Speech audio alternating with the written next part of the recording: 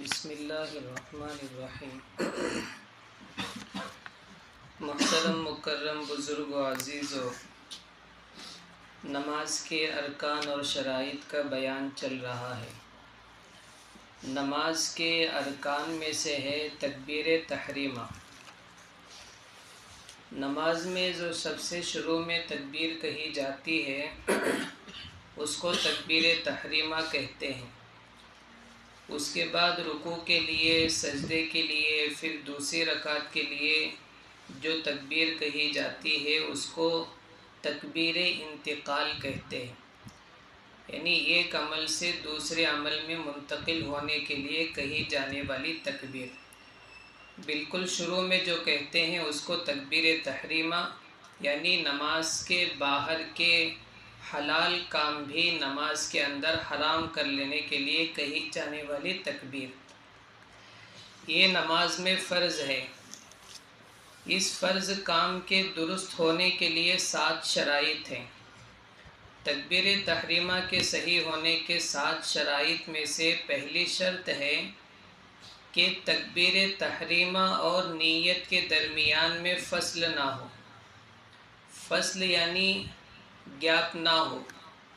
Gap کیسے ہو سکتا ہے کہ ایسا کام کر دیا جو نیت کو تکبیر تحریمہ سے ملنے سے روکتا ہے، جیسے کوئی چیز کھا لیا، مثلا منہ میں نیت پہلے کر لیا تھا، منہ میں چاکلیٹ تھا، اللہ اکبر بولنے سے پہلے نگل لیا، یہ کھانا ہو گیا۔ یا کسی نے کھجور دے دیا، کوئی چیز اٹھا لی، کھا لی۔ اسی طرح کوئی چیز پی لینا، نیت کہہ دیا تھا، کسی نے زمزم پیش کر دیا، اب زمزم ملنا بھی ایک بہت بڑی چیز ہے، اس کو پی لیا، اس کے بعد اللہ اکبر کہہ رہا ہے، تو گویا نیت تکبیر تحریمہ سے دور ہو گئی، نیت ختم ہو گئی۔ اس کے بعد جو نماز پڑھی جا رہی ہے وہ بغیر نیت کے پڑھی جا رہی ہے۔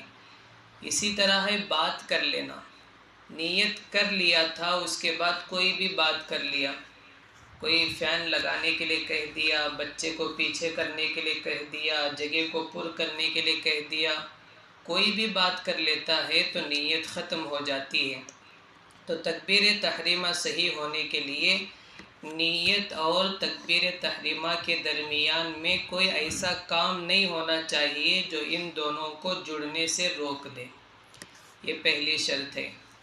دوسری شرط ہے کہ تکبیر تحریمہ رکوع کے لیے جھکنے سے پہلے کہنا، کھڑے ہونے کی حالت میں کہنا۔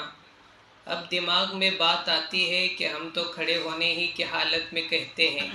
نہیں، جب مصلی تک پہنچتا ہے، جب امام صاحب رکوع میں ہوتے ہیں تو تب بندہ تکبیر تحریمہ جھک کر کہتا ہے۔ اگر جھک کر تکبیر تحریمہ کہتا ہے تو اس کا تکبیر تحریمہ ہی نہیں ہوا۔ تو کہاں تک وہ کہہ سکتا ہے؟ جیسے امام صاحب رکوع میں ہیں، میں ابھی آیا ہوں، جب وہ رکوع میں ہیں، اللہ اکبر، گویا گھٹنے پکڑنے کے بعد میں اکبر ادا کر رہا ہوں، تو یہ تکبیر تحریمہ جھک کر کہنا ہوا جو کہ قبول نہیں ہوا۔ ہاں البتہ اتنا جھکا ہوں کہ میرے گھٹنے نہیں ملتے ہیں، اتنا جھک کر کہہ رہا ہوں، تو یہ کھڑے ہو کر ہی کہنا ہوا۔ تو تکبیر تحریمہ کو کھڑے ہونے کی حالت میں کہنا ضروری ہے۔ اگر کوئی جھک کر تکبیر تحریمہ کہتا ہے تو پھر اس کا تکبیر تحریمہ ادا نہیں ہوا۔ تیسری شرط ہے کہ تکبیر تحریمہ کے بعد نیت نہ ہو۔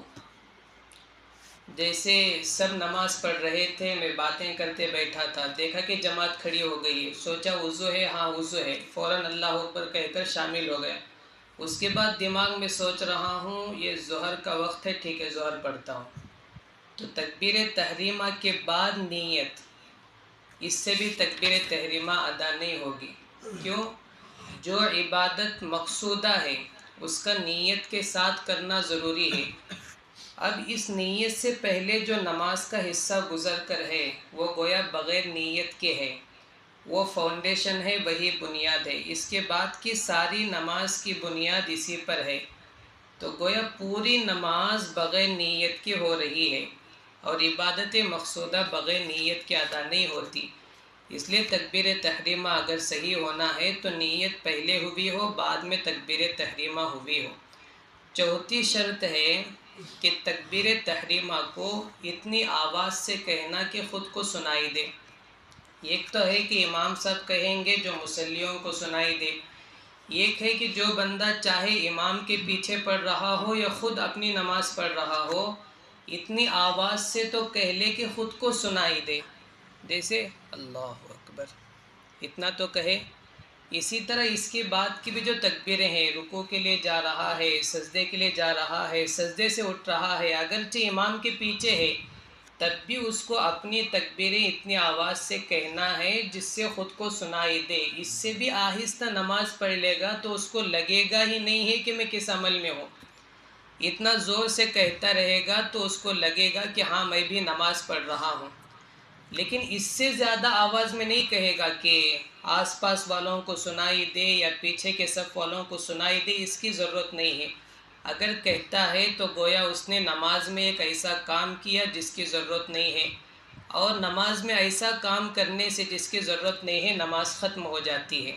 تو تکبیر نہ بالکل آہستہ کہنا ہے نہ بہت زور سے کہنا ہے، بلکہ اتنا تو کہنا ہے کہ جس سے اپنے آپ کو سنائی دے.